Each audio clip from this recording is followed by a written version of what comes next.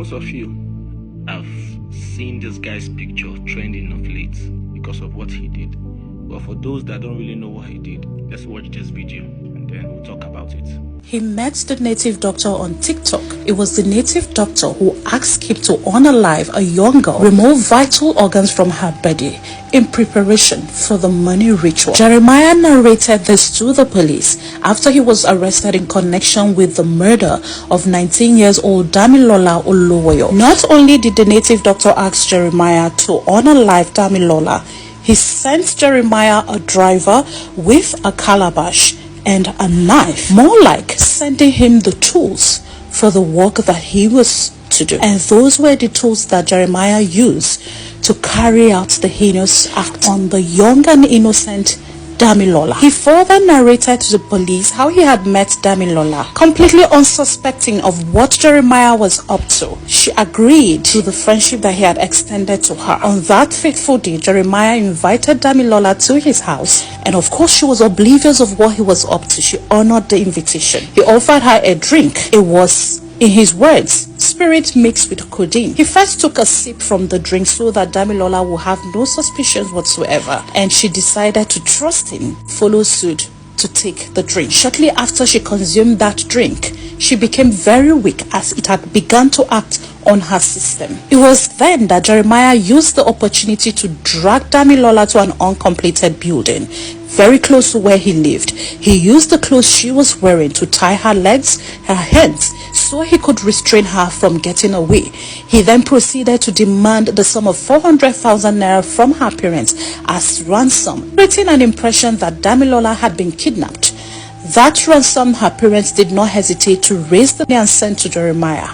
But after he received the ransom, he proceeded to unalive Damilola before using the tools sent by the native doctor to remove her lungs, her tongue, a part of her buttocks, and some other vital organs in her body.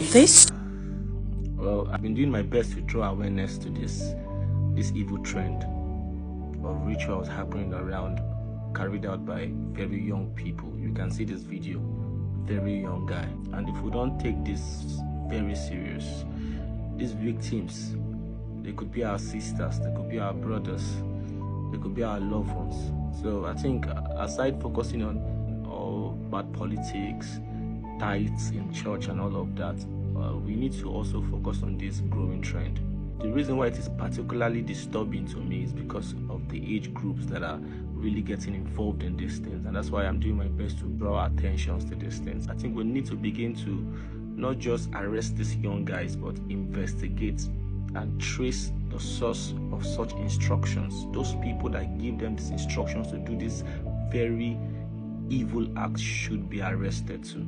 And not just them, every person involved in buying these parts. It's like an organized crime. The people they will send to do the rituals are there, the babalawos or whatever they call them are there, and then the people that will come to buy the parts that are brought by the rituals to the babalawos are there. Because these young guys are just victims of their lust.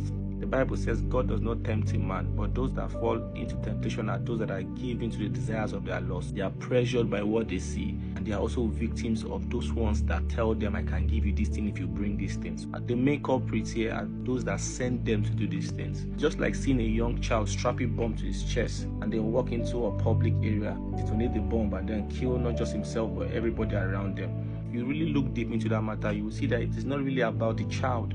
They are just victims of indoctrination. It is the leaders that indoctrinate them to do such that should be held accountable. The children are just victims, though they too face a measure of punishment. But the main criminals are those that instruct them to do these things and those that buy the parts.